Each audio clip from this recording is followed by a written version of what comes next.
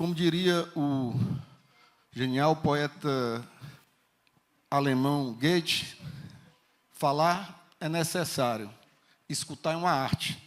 E nós hoje aqui estamos para fazer arte, ao escutar essas duas grandes personalidades aqui presentes. E vamos começar pelo Helder Rebouças, doutor Helder Rebouças. E é doutor porque o homem é doutor mesmo, viu? Não é formalidade, não. Eu pedi aqui um mini currículo, e é mini mesmo, viu? Porque se eu fosse ler o currículo aqui do homem, ia passar meia hora aqui alugando o tempo de vocês. Helder Rebouças é consultor de orçamentos do Senado Federal, tendo ocupado a diretoria-geral da Casa no Congresso Nacional e a diretoria de Relações Institucionais da Presidência do Senado. O palestrante é mestre em Economia pela Universidade Federal do Ceará e doutor em Direito pela Universidade de Brasília, com artigos frequentes do jornal Valor Econômico sobre orçamento e finanças públicas. Com a palavra agora, doutor Helder Rebouças. Boa noite. Queria saudar nosso governador, o Câmara, presidente do Banco do Nordeste, e dizer, presidente, que é uma satisfação muito grande, Marcos André, estar de volta aqui ao meu estado, do Ceará, e dizer que tive a satisfação de ser menor aprendiz do Banco do Nordeste e bolsista universitário do Banco do Nordeste. Na ocasião, eu havia passado na seleção para o banco, mas tive que ir para o Banco do Brasil, que havia me chamado primeiro. Então, eu tenho uma dívida muito grande com o Banco do Nordeste, que foi uma casa, uma escola, na qual eu devo muito à minha formação. Queria saudar o nosso deputado e professor Mauro Filho, amigo, aqui do CAE. Em nome dele, saudo a todos os presentes. Marcos André, eu queria fazer essa apresentação aqui da forma mais didática possível, porque o objetivo dela é mostrar, como você já colocou, que o recorte do orçamento público no Brasil, apesar de ser um tema árido, é um tema muito voltado para especialistas, né, mas o monitoramento do orçamento público é um dever hoje, não só de quem trabalha no setor público, mas também no setor privado. O presidente do Banco do Nordeste sabe que parte, né, se não as questões de equalização de taxa de juros e o próprio recurso do FNE são recursos que vêm do orçamento da União. Então, essa parcela, que muitas vezes está ali servindo na ponta, no crédito, ela provém do orçamento público. E ter uma visão panorâmica desse recurso é muito importante. Eu queria só passar o...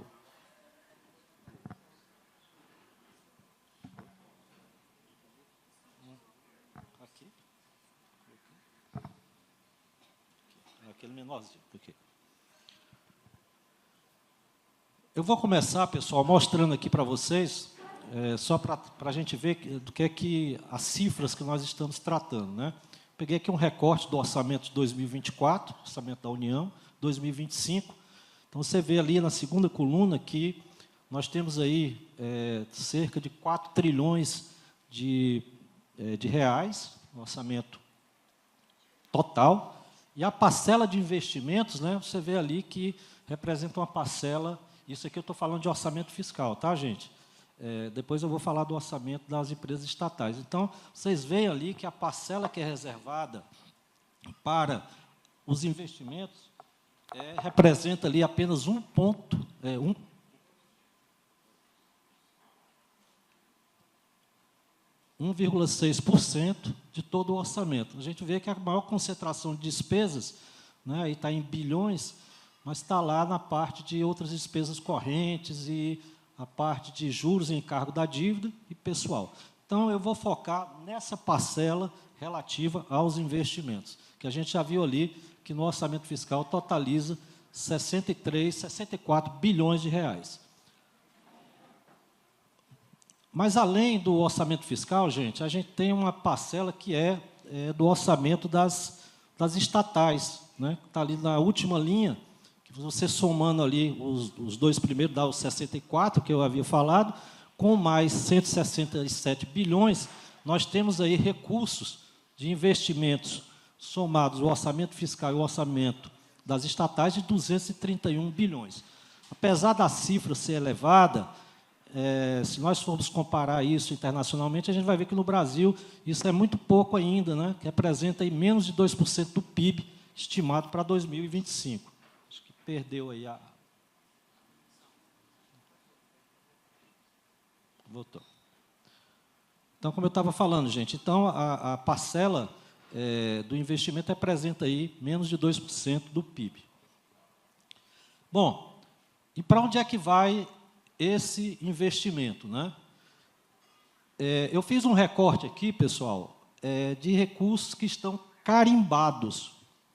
Isso não quer dizer que não possa haver outros, mas esses, no orçamento da União, eles estão verdadeiramente carimbados, expressamente designados para a região Nordeste e para o estado do Ceará, que foi o recorte que eu fiz. Então, para a região Nordeste, de recursos carimbados, é onde você lê o orçamento e vê que ali está designado a região Nordeste. Nós temos 7,3 bilhões de reais. Distribuídos, eu destaquei algumas aplicações, que é transporte rodoviário, recursos hídricos e transporte ferroviário, né? Então, para a região Nordeste, de recursos carimbados.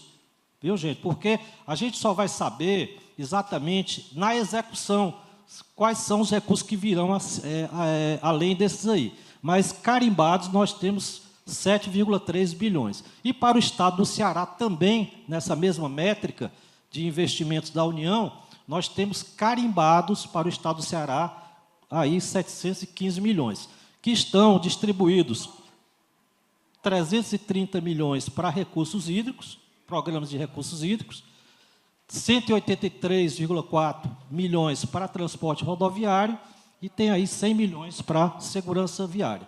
Basicamente, é esse o panorama dos investimentos previstos no orçamento fiscal. Mas, além do orçamento fiscal, vocês lembram que é o orçamento das empresas estatais, como Petrobras e outras, né? Então, para a região Nordeste, carimbados, recursos carimbados, para a região Nordeste, das estatais, nós temos 6,3 bilhões. E a gente vê que boa parte, né, são recursos da Petrobras ali, nesse programa Petróleo, Gás, Derivados e Combustíveis. Então, basicamente, todo o investimento da região Nordeste é assumido pela Petrobras, não é, que tem ali 4 bilhões de reais. E tem outras despesas ali com pesquisa e tecnologia em saúde, cerca de 600 milhões, e a parte de portos e transportes aquaviários, com quase 400 milhões. E para o estado do Ceará, carimbados, eu volto a dizer, carimbados, para o estado do Ceará, das estatais, nós temos aí 67 milhões, dos quais 38 é para o programa de portos e transportes aquaviários. E ali, gestão e manutenção de estatais é basicamente ampliação de rede de instituições como o Banco do Brasil, Caixa Econômica, enfim, né? Então, nós temos aí 29 milhões. Ok, gente? Então, esse aí é o quadro, né, dos investimentos distribuídos no orçamento fiscal e das empresas estatais. Bom, opa. Oi? Volta.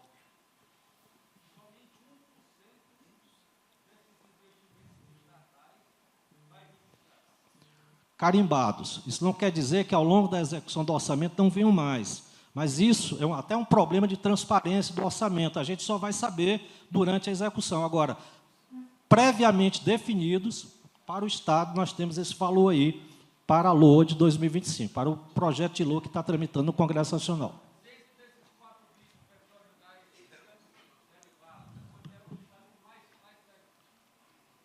Bom, teria que abrir, teria que fazer uma... Mas depois eu passo essas informações, teria que abrir aí num sistema de pesquisa. Pessoal, além desses recursos que eu selecionei, que foi a parte de investimentos, nós temos uma outra importante fonte de recursos, que são as emendas parlamentares, né? Vocês sabem que as emendas, elas ocuparam aí o espaço da mídia, foi objeto, inclusive, de ação direta de inconstitucionalidade no Supremo Tribunal Federal, que o ministro Flávio Dino acabou suspendendo a execução das emendas. Mas, de qualquer forma, eu trouxe aqui os dados de 2024. O total de emendas ao orçamento no Brasil, global, para o ano de 2024 foi da ordem de 50 bilhões de reais. Isso vem crescente, porque essas emendas, elas são calculadas em razão da receita corrente líquida, né? E vamos dizer assim, um dos desejos do governo é estabelecer um limite para o crescimento dessas emendas. De qualquer forma, em 2024, elas atingiram aí 50 bilhões de reais. E como é que são distribuídas essas emendas em nível nacional? 25 bilhões vêm de emendas individuais, senadores e deputados, 16 bilhões das comissões temáticas das duas casas do Congresso Nacional, Câmara e Senado, e as emendas de bancada estadual somaram 9 bilhões. Tá certo? Essa aí é a distribuição das emendas de 2024. Lembrando, pessoal, que as duas primeiras, as emendas individuais e as emendas de bancada estadual são de execução obrigatória, né? São impositivas. Então, fica com esse número aí, 50 bilhões. E para o Ceará? As emendas de 2024 para o estado do Ceará somaram ali, está grifado de amarelo, 1,36 bilhões. Não é? 1,4 bilhões arredondando. Como é que ficou distribuído isso? Os deputados federais aportaram 833 milhões, os senadores 209 milhões e as emendas de bancada estadual 316,9 milhões de reais. As duas primeiras já são mais conhecidas. Ocorre, gente, que cada estado tem uma bancada federal. O Ceará tem a sua bancada, que tem um coordenador, e essa bancada estadual, ela pode apresentar emendas também. Então, nós temos aí 3 fontes, né, de recursos que migram, de alguma forma, para o estado do Ceará, advindos das emendas parlamentares. Eu vou passar agora adiante, pessoal, como é que, no caso específico do Ceará, essas emendas estão distribuídas. Por determinação constitucional, pessoal, por determinação constitucional, metade das emendas individuais e as emendas de bancada, elas devem migrar para a saúde. Isso é uma determinação constitucional. Então, você vê, no mínimo, a metade. Então, no caso do Ceará, como é em qualquer estado do Brasil, isso tem que ser cumprido. No caso do Ceará, desses 1,4 bilhões de reais, a saúde recebeu 864 milhões de reais. E as emendas PIX receberam 372 milhões. O que são essas emendas PIX? Recentemente, uma emenda constitucional permitiu que os parlamentares transferissem diretamente para os seus estados e para os municípios recursos, sem necessariamente passar por qualquer tipo de convênio. Por isso, esse nome dado, né, mas, na verdade, são emendas que são sem finalidade previamente definida.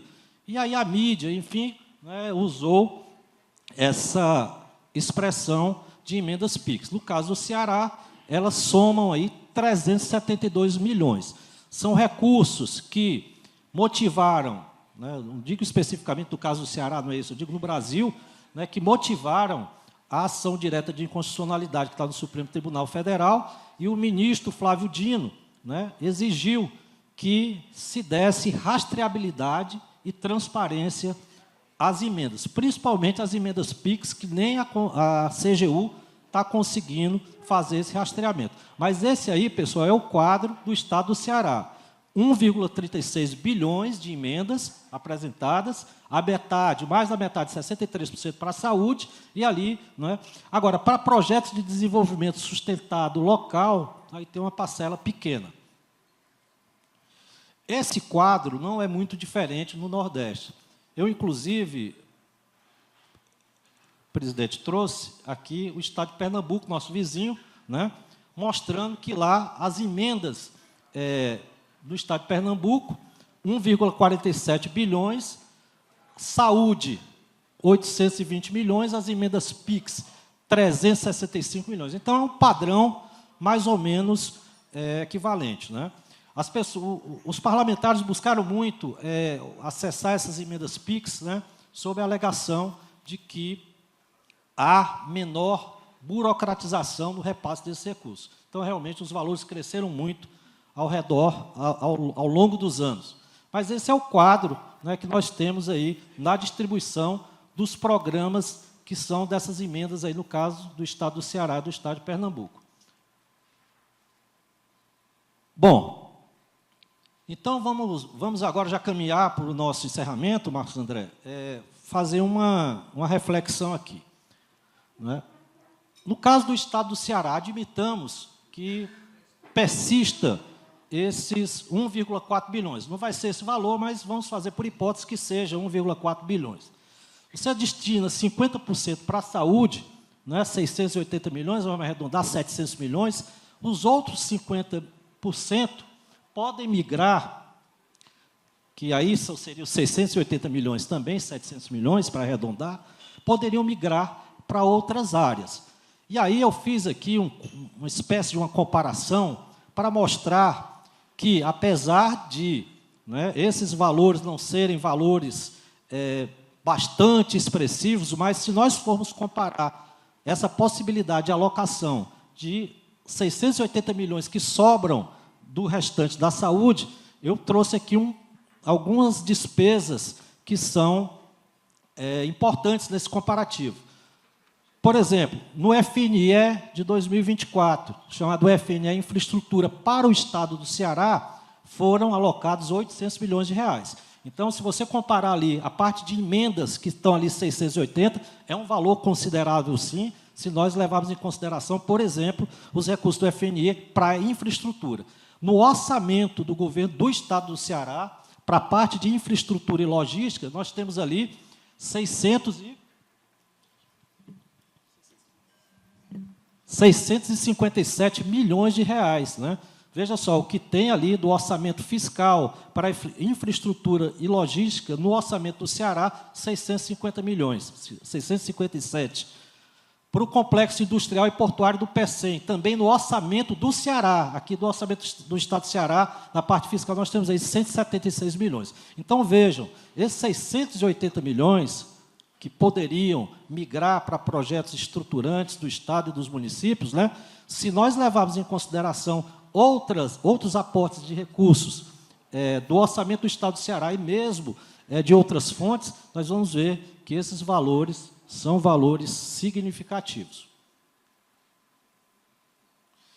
Então, para concluir, nós enxergamos a possibilidade de que lideranças empresariais, como é o caso do ILES, e outras entidades, como a Federação da Indústria do Estado do Ceará, a Federação da Agricultura, né, podem, numa ação política coordenada, numa ação política institucionalizada, junto à bancada federal do Congresso, bancada do caso do Ceará, né, isso se aplica aos demais lugares do Brasil, buscarem que parte daquelas emendas que estão ali, né, dos outros 50% que não são da saúde, possam migrar para projetos estruturantes, aqui no caso do Estado do Ceará.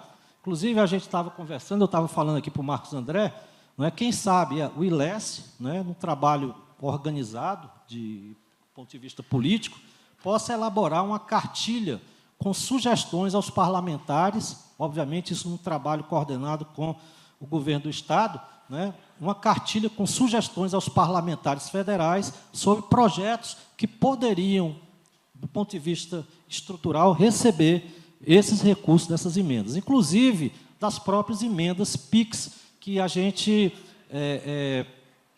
não tem uma mensuração exata, né, dos efeitos sociais dessas emendas. Então, fica aberto esse espaço político institucional, para que as representações das entidades de classe empresarial possam, não é, atuar na orientação e sugestões a parlamentares para o direcionamento de recursos aos seus estados. Só para concluir, no caso das bancadas estaduais, pessoal, em alguns estados, o próprio governador do estado se dirige, ou então manda o seu secretário da Fazenda levar quais são os projetos estruturantes para a unidade da federação. Não digo que são todas as bancadas estaduais que têm essa prática, mas, da mesma forma que o governo do estado pode levar sugestões para o direcionamento das emendas da sua bancada federal, vejo que há, Marcos André, doutor Roberto, a possibilidade também das entidades empresariais elaborarem, né, um rol de projetos estruturantes que possam, de alguma forma, dar um norte para a atuação, para a apresentação das emendas pelos parlamentares dos seus estados. Eu acho que esses recursos, como ficaram aqui demonstrados, não são recursos ínfimos, são recursos que podem servir para atender infraestrutura básica, capacitação, inovação, e isso criar, Marcos André, um ambiente mais institucionalizado para investimento, para novos investimentos privados, né? A gente sabe que, por exemplo, ontem a gente conversando que o aeroporto lá de Jericoacoara foi um passo importante para o turismo, né? E que outros investimentos não poderiam ser feitos justamente para abrir e melhorar esse ambiente de negócio. Então, com isso, eu encerro a minha apresentação, fico à disposição para... Opa! Saiu.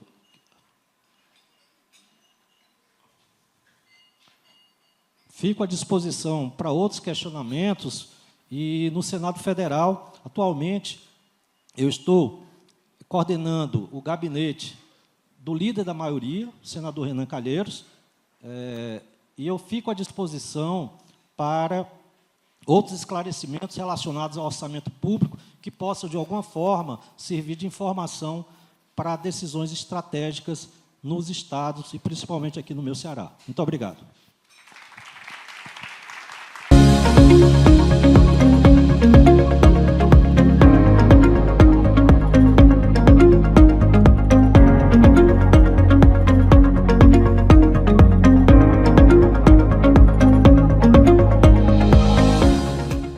Inscreva-se no nosso canal, ative o sininho e fique por dentro dos melhores conteúdos.